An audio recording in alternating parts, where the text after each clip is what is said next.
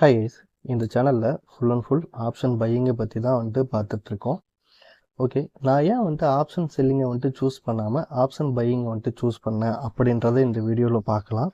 அதே போல் ஒரு மார்க்கெட்டில் இப்போ ஒரு பிக் மூமெண்டம் கொடுக்குது இல்லையா? இப்போ நிஃப்டி பார்த்தீங்க அப்படின்னா 100லேருந்து 150 பாயிண்ட் ஒரு நாளில் மூவ் ஆகுது இல்லை? இது ஆவரேஜ் மூவ். ஓகே, என்றைக்காவது ஒரு நாள் நியூஸ் பேஸ்டாக 400-500 பாயிண்ட் மூவ் ஆகுறது வருஷத்தில் ஒரு டைம் 2 டைம் மூவ் ஆகும். ஆனால் வீக்லி ஒன்ஸாவது அல்லது மந்த்லி ட்வைஸாவது நிஃப்டி ஒரே நாளில் 150 பாயிண்ட் மூவ் ஆகும். ஸோ அந்த மூமெண்டம் நம்மளால் கேப்சர் பண்ண முடியுமா அப்படின்னா கண்டிப்பாக முடியும். ஸோ அதை பேஸ் பண்ணி நான் இன்றைக்கி ஒரு ட்ரேடு எடுத்திருக்கேன். ஸோ அதையும் நான் உங்களுக்கு எக்ஸ்பிளைன் பண்ணுறேன். ஓகே கைஸ், இப்போ இன்றைக்கான ட்ரேடுக்குள்ளே ஃபஸ்ட்டு போயிடலாம்.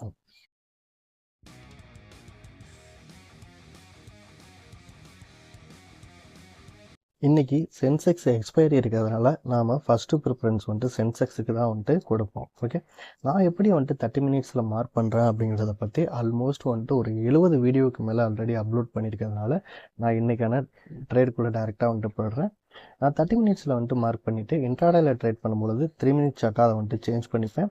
ஏன் அப்படின்னா நமக்கு ஸ்டாப் லாஸ் கம்மியாக இருக்கணும். ஸோ அதுக்காக அதே போல் பார்த்தீங்க அப்படின்னா எல்லாருமே ஒரு இன்ட்ராடே ட்ரேட் பண்ணும்போது 5 மினிட்ஸ் அல்லது 15 மினிட்ஸ் ஸ்டாண்டர்டாக வச்சு ட்ரேட் பண்ணுவாங்க. ஆனால் நான் என்ன பண்ணுவேன் அப்படின்னா 3 மினிட்ஸ் சார்ட்டில் தான் ட்ரேட் பண்ணுவேன். எதனால் அப்படின்னா ஒரு இடத்துல மார்க்கெட் டர்ன் ஆக போகுது அப்படின்னா 5 மினிட்ஸ் சார்ட்டில் தெரியறதுக்குள்ளேயே 3 மினிட்ஸ் சார்ட்டில் நமக்கு தெரிஞ்சிடும். ஸோ அப்போ நமக்கு ஸ்டாப் லாஸ் கொஞ்சம் சின்னதாக இருக்கும். ஸோ அந்த ஒரு ரீசனுக்காக தான். ஓகே, இன்றைக்கி பார்த்தீங்க அப்படின்னா நிஃப்டி நேத்தியோட லாஸ்ட்டு 15 மினிட்ஸுக்கு மேலே ஓப்பன் ஆகிருக்கு. ஓப்பன் ஆகிட்டு பார்த்தீங்க அப்படின்னா நமக்கு இந்த இடத்துல ஏதாவது ஒரு ஆப்பர்ச்சுனிட்டி கிடச்சிருந்தது அப்படின்னா நாம் இங்கே ஒரு பையிங் வியூ எடுத்துருந்துருக்கலாம். ஆனால் இங்கே எந்த ஒரு ஆப்பர்ச்சுனிட்டியும் கிடைக்கல. அதாவது இந்த கேண்டல் பார்த்தீங்க அப்படின்னா 9:27 கேண்டல் ஒரு பையிங் ஆப்பர்ச்சுனிட்டி மாதிரி தெரியும்.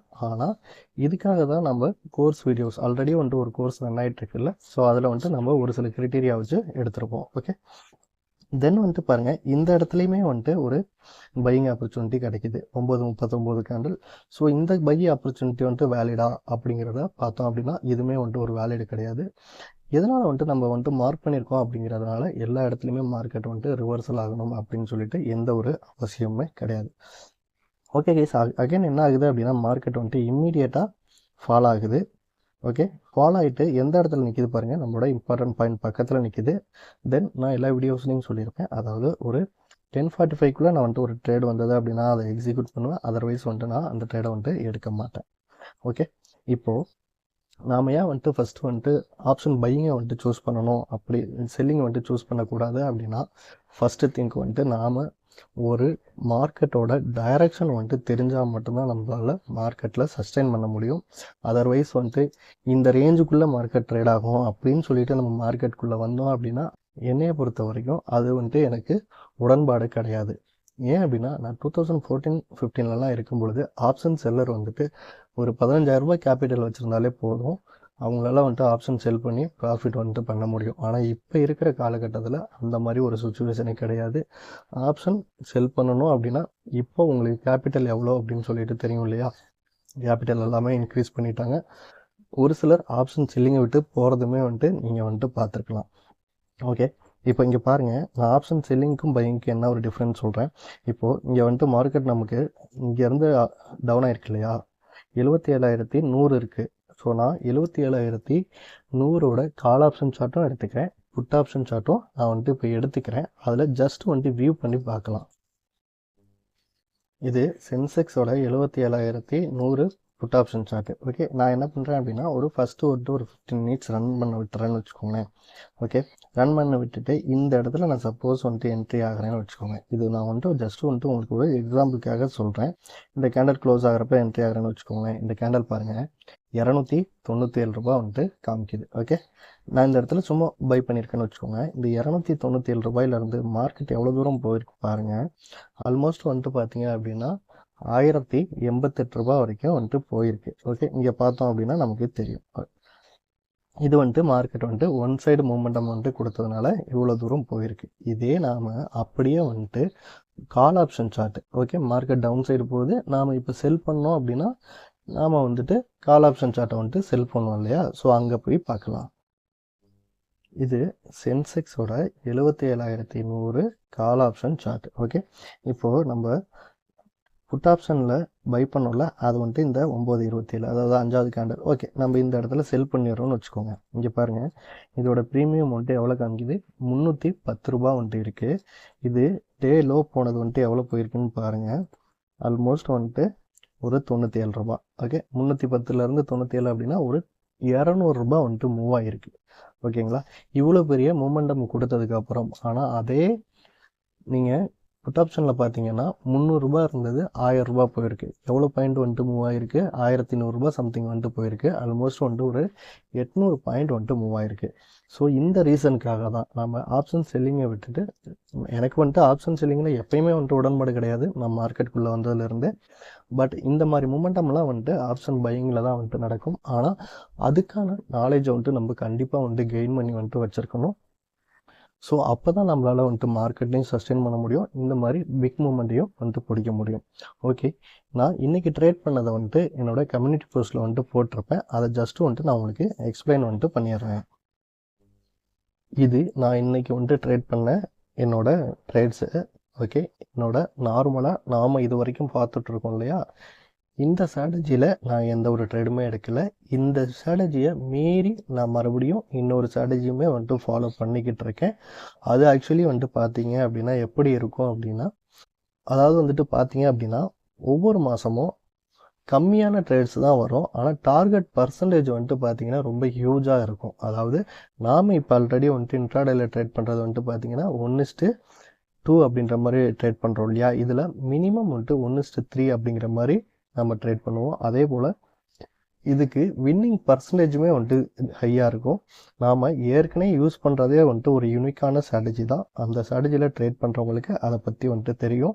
மார்க்கெட்டில் வந்துட்டு கண்ணாப்பின்னு என்ட்ரி எடுக்காமல் எப்படி வந்துட்டு ஒரு லாஜிக்கை வச்சுட்டு நம்ம ட்ரேட் பண்ணுறோம் அப்படிங்கிறதும் தெரியும். ஓகே, நான் இன்றைக்கி என்ன பண்ணேன் அப்படின்னு பார்த்தீங்கன்னா வந்துட்டு, நான் மார்னிங் வந்துட்டு அவ்வளோ தூரம் வந்துட்டு மார்க்கெட் டவுன் ஆகும்பொழுது வெயிட் பண்ணிக்கிட்டு இருந்தேன். அகெயின் வந்துட்டு என்னோட இம்பார்ட்டன்ட் பாயிண்ட் கிட்ட வரும்பொழுது ஃபஸ்ட்டு ட்ரேட், இந்த ட்ரேட் இருக்கு இல்லையா, அதாவது 368 ரூபாயில் நான் செல் பண்ணியிருக்கேன்ல, இந்த ட்ரேட் ஆக்சுவலி வந்துட்டு பார்த்தீங்க அப்படின்னா நான் 341 ரூபாய்க்கு எடுத்திருந்தேன். 368 ரூபாய்க்கு நான் வந்துட்டு எக்ஸிட் ஆகிட்டேன். ஏன் அப்படின்னா இந்த ட்ரேடு வந்துட்டு எனக்கு இன்னுமே வந்துட்டு கன்ஃபார்ம் ஆகலை, ஒரு டவுட் இருந்ததுனால நான் வந்துட்டு எக்ஸிட் ஆகிட்டேன். அகெயின் வந்துட்டு பார்த்தீங்க அப்படின்னா இந்த ட்ரேடு வந்துட்டு எடுக்கும் பொழுது 10:37 இருக்கும். அதாவது இந்த ட்ரேடை வந்துட்டு முடியும் பொழுது 10:33 நான் வந்துட்டு இதை எக்ஸிட் ஆகிட்டேன்.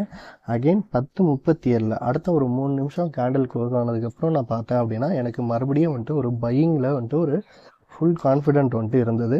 கண்டிப்பாக வந்துட்டு ஒரு சென்செக்ஸ் வந்துட்டு ஒரு 500 பாயிண்ட்டுக்கு மேலே ஏறும் அப்படின்றது என்னோட நம்பிக்கை. ஓகே, அதனால் நான் என்ன பண்ணேன் அப்படின்னா 324 ரூபாயில் நான் வந்துட்டு என்னோட என்ட்ரியை வந்துட்டு எடுத்திருந்தேன். ஓகே, தென் வந்துட்டு பார்த்தீங்க அப்படின்னா இந்த 324 ரூபாய்க்கு நாம் சென்செக்ஸில் ஒன்லி ஸ்டாப் லாஸ் தான் வந்துட்டு போட முடியும் இல்லையா, அதனால் வந்துட்டு நான் என்ன பண்ணேன் அப்படின்னா 243 ரூபாய்க்கு வந்துட்டு ஸ்டாப் லாஸ் ஆர்டரை போட்டிருந்தேன். இந்த 243 ரூபாய்க்கு போட்டிருக்க ஸ்டாப் லாஸை வந்துட்டு என்னால் கேன்சல் பண்ணால் தான் என்னோட டார்கெட் வந்துட்டு ஃபிக்ஸ் பண்ண முடியும். என்னோடய டார்கெட் வந்துட்டு பார்த்தீங்க அப்படின்னா 1:3, அதாவது 567 ரூபா வந்துட்டு வரும். என்னோடய என்ட்ரி ப்ரைஸ் 324 ரூபா, என்னோட எக்ஸிட் 1:3 அப்படின்னு வச்சோன்னா 567 ரூபா. ஆனால் நீங்கள் நல்லா வந்துட்டு சார்ட் எடுத்து பாருங்கள், அந்த 567 ரூபாங்கிறத இம்மிடியேட்டாக வந்துட்டு கட் ஆகி மேலே வந்துட்டு போயிடுச்சு. ஓகே, ஸோ அதனால் என்ன பண்ணேன்னா நான் இம்மிடியேட்டாக இந்த ஆர்டரை கேன்சல் பண்ணது. இங்கே பாருங்கள், இந்த ஆர்டரை கேன்சல் பண்ண டைம் பாருங்கள் 11:45:38 செகண்டாக இருக்கும். இம்மிடியேட்டாக இந்த ஆர்டரை வந்துட்டு நான் இம்மிடியேட்டாக வந்துட்டு ஸ்கொயர் ஆஃப் பண்ணேன். ஏன் அப்படின்னா என்னோட டார்கெட் 567 ரூபாய்க்கு மேலேயே வந்துட்டு மார்க்கெட் ட்ரேட் ஆகிட்டு இருக்கு இல்லையா, ஸோ அதனால் அங்கேயே வந்துட்டு நான் இம்மிடியேட்டாக க்ளோஸ் பண்ணிவிட்டு வெளியில் வந்துட்டேன். இதே நம்ம நிஃப்டியில் வந்துட்டு ட்ரேட் பண்ணியிருந்தோம் அப்படின்னா நம்மளால் ஸ்டாப் லாஸ் ஆர்டரும் ஒரே டைமில் ப்ளேஸ் பண்ணியிருக்க முடியும், டார்கெட் ஆர்டரும் ஒரே டைமில் வந்துட்டு ப்ளேஸ் பண்ணியிருக்க முடியும். ஓகே கைஸ், நீங்கள் இப்போ தான் நம்ம சேனல்லாம் வந்துட்டு பார்த்துட்ருக்கீங்க அப்படின்னா நான் இண்டிகேட்டர் இல்லாமல் தான் வந்துட்டு ட்ரேட் பண்ணிக்கிட்டு இருக்கேன். நாம் ஒரு ஆப்ஷன் பையர் அப்படின்னா நம்மளுக்கு வந்துட்டு சைக்காலஜி வந்துட்டு ரொம்ப ரொம்ப ரொம்ப முக்கியங்க. ஸோ அதனால் நீங்கள் வந்துட்டு வீடியோஸ் வந்துட்டு பாருங்கள், உங்களுக்கு ஒரு ஐடியா கிடச்சது அப்படின்னா நீங்கள் வந்துட்டு கண்டிப்பாக வந்துட்டு நான் என்ன என்ட்ரி க்ரைட்டீரியா வச்சுருக்கேன் அப்படிங்கிறத நீங்களுமே வந்துட்டு லேர்ன் பண்ண ட்ரை பண்ணுங்கள். ஓகே, நான் கண்டிப்பாக வந்துட்டு லேர்ன் பண்ணணும் அப்படின்னு சொல்ல வரல, ஜஸ்ட் வந்துட்டு ஒரு வியூ பண்ணி பாருங்கள். ஏன் அப்படின்னா மார்க்கெட்டில் நம்ம இதுக்கு முன்னாடி வந்துட்டு ரொம்ப ஸ்ட்ராட்டஜிஸ்லாம் வந்துட்டு பார்த்துருப்போம்.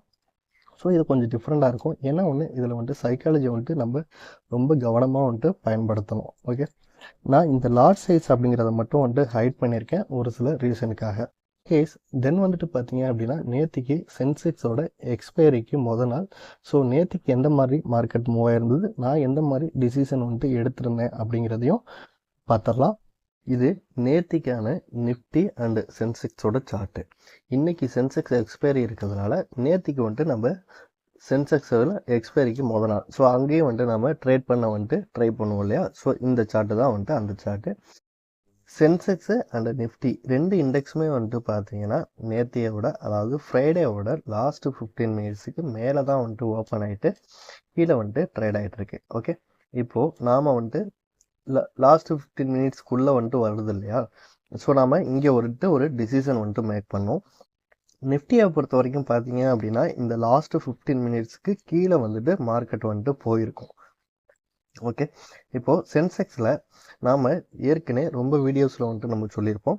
ஒன்று, நேற்றையோட லாஸ்ட்டு 15 மினிட்ஸ் இந்த ஹை பாயிண்ட்டுக்கு மேலே ஏதாவது ரிவர்சல் கிடைச்சது அப்படின்னா அங்கே என்ட்ரி எடுப்போம்.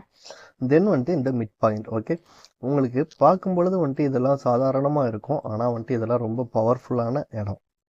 இங்கே பாருங்கள், மிட் பாயிண்ட் நான் மார்க் பண்ணேன் அப்படின்னா மிட் பாயிண்ட் கிட்ட மார்க்கெட் க்ளோஸ் ஆகிட்டு இம்மிடியேட்டாக மார்க்கெட் ரிவர்சல் ஆகுது.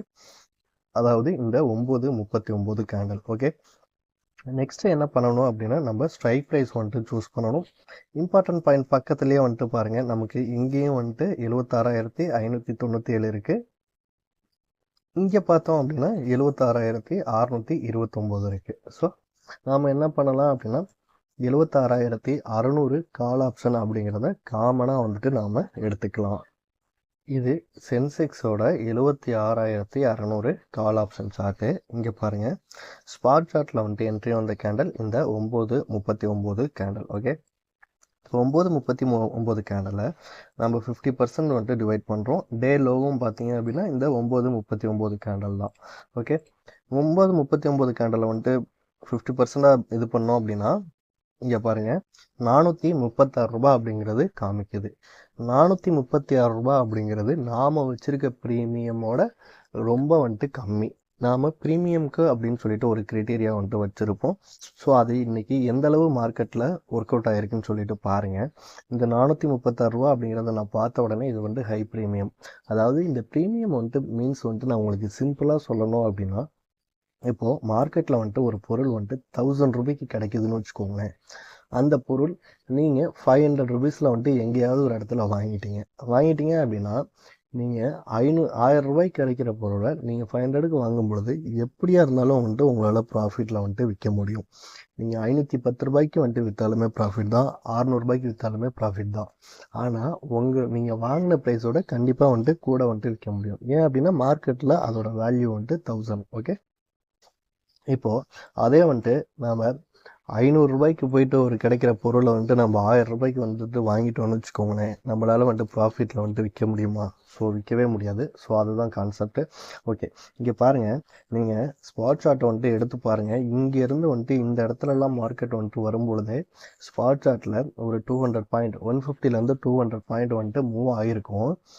அதாவது 76,620லேருந்து 76,900 வரைக்குமே மார்க்கெட் மூவ் ஆகிருக்கும். ஆனால் பாருங்கள், இந்த ஆப்ஷன் ப்ரீமியம் மட்டும் மூவே ஆகலை. அதுக்கப்புறம் இங்கே நம்ம ஏற்கனவே நார்மல் ஒரு ட்ரேடு எடுத்தோம் அப்படின்னா 11:15க்கு எக்ஸிட் ஆகிடுவோம் இல்லையா. இங்கே பாருங்கள், இதுதான் அந்த 11:15 கேண்டில். ஓகே, அதாவது 11:12 காமிக்குது இல்லையா. இந்த கேண்டில் முடியும் பொழுது 11:15 இருக்கும். இந்த கேண்டில் முடிஞ்ச உடனே அடுத்த ஸ்பைக் எங்கே போயிருக்கு பாருங்கள். ஓகே, இந்த ட்ரேடை பொறுத்த வரைக்கும் இன்றைக்கி ஸ்டாப்லாஸ் ஹிட் ஆகாமல் போயிருக்கலாம். ஆனால் இந்த இடத்துலலாம் நம்மளால் என்ன பண்ணியிருக்க முடியும். இதே நீங்கள் நவம்பர் டிசம்பர் அந்த மந்த்லாம் போய் பார்த்தீங்க அப்படின்னா என்னோடய ட்ரேடு மேக்ஸிமம் 15 நிமிஷம் 20 நிமிஷத்துலேயே ட்ரேடே முடிஞ்சிருக்கும். நாம் இந்த இடத்துல 9:39 கேண்டில் முடிகிறப்ப என்ட்ரி எடுத்துகிட்டு இவ்வளோ நேரம் நம்மளால் ஒரு ஆப்ஷன் பையரால் பொறுமையாக வெயிட் பண்ண முடியுமா? கண்டிப்பாக முடியாது. ஸோ இந்த இடத்துல என்ன பண்ணுவோம், நம்ம ஒன்று கட் பண்ணுவோம், அல்லது ராங் டைரெக்ஷன், அதாவது புட் சைடு ஒரு என்ட்ரி எடுப்போம். இந்த ப்ரைஸ் இதுக்கு மேலே மூவ் ஆகாது அப்படின்னு சொல்லிக்கிட்டே நம்ம வெயிட் பண்ணிக்கிட்டு இருப்போம்ல. ஸோ இதெல்லாம் பேஸ் பண்ணி தான் நான் ஒரு 1 இயருக்கு மேலே இந்த ஸ்ட்ராட்டஜிஸ் வந்துட்டு லைவ் டெஸ்ட் பண்ணி அதுக்கப்புறம் தான் நான் இப்போது என்ட்ரிக்கான க்ரிட்டீரியா அப்படின்னு சொல்லிட்டு ஒரு கோர்ஸ் வச்சுருக்கேன் இல்லையா. ஸோ அதில் என்னால் எந்த அளவுக்கு வந்துட்டு ஃபில்டர் பண்ண முடியுமோ அந்த அளவுக்கு வந்துட்டு ஃபில்டர் பண்ணி தான் வந்துட்டு கொடுத்துருக்கேன். ஓகே, நேற்றுக்கு வந்துட்டு ஒருத்தர் வந்துட்டு மெயில் பண்ணியிருந்தாரு. அதாவது ப்ரீமியம் அப்படிங்கிறதுக்கு எதுக்கு நம்ம வந்துட்டு இவ்வளோ இம்பார்ட்டன்ட் கொடுக்கணும் அப்படிங்கிறது அவர் வந்துட்டு அதை வந்துட்டு எடுத்துக்கவே இல்லை. நான் ப்ரீமியம்க்கு வந்துட்டு கொடுக்குற இம்பார்ட்டண்ட்டை அவர் என்ன பண்ணியிருக்காரு அப்படின்னா வந்துட்டு ஒரு என்ட்ரி க்ரைட்டீரியா மேட்ச் ஆச்சு அப்படின்னா ப்ரீமியம் வந்துட்டு பார்க்காம அப்படியே வந்துட்டு ட்ரேட் பண்ண வந்துட்டு ஸ்டார்ட் பண்ணியிருக்காரு. அதில் வந்துட்டு சக்ஸஸுமே ஆகிருக்கு. ஆனால் கண்டினியூவாக வந்துட்டு ஒரு 3 ட்ரேடு வந்துட்டு ஸ்டாப் லாஸ் ட்ரிகர் ஆனதுக்கு அப்புறம் தான் அவருக்கு வந்துட்டு ஒரு ஃபீல் பண்ணியிருக்காரு இந்த ப்ரீமியமுக்கும் இவ்வளோ வந்துட்டு வேல்யூ இருக்குது அப்படின்னு சொல்லிட்டு. ஓகே, ஸோ நான் என்னோட என்ட்ரி க்ரைட்டீரியா அந்த கோர்ஸில் சொல்லியிருக்கிறது எல்லாமே வந்துட்டு நான் ரொம்ப நாள் வந்துட்டு பேக் டெஸ்ட் பண்ணது. ஸோ அதுக்காக தான் நான் அந்தளவுக்கு, அதாவது நம்ம வந்துட்டு ஒரு ட்ரேடை எக்ஸிக்யூட் பண்ணும் பொழுது அதில் வந்துட்டு ஒரு 90% மேலே அக்யூரேட் இருக்க செட்டப்ஸ் தான் நான் வந்துட்டு கொடுத்துருக்கேன். அதுலேயுமே வந்துட்டு நீங்கள் இப்போ கூட வந்துட்டு பார்த்துருக்கலாம் 1 or 2 ட்ரேட்ஸ் வந்துட்டு ஸ்டாப் லாஸ் வந்துட்டு ஹிட் ஆகுது. இருந்தாலும் நாம் வந்துட்டு மார்க்கெட்டில் ஒரு விஷயத்தை வந்துட்டு லேர்ன் பண்ணியிருக்கோம். அதில் எந்த ஒரு தப்பும் பண்ணாமல் நாம் ட்ரேட் பண்ணுறது அப்படிங்கிறது தான் சிறந்ததாக வந்துட்டு இருக்கும். ஓகே கைஸ், அவ்வளோதான் இந்த வீடியோ. தேங்க்ஸ் ஃபார் வாட்சிங்.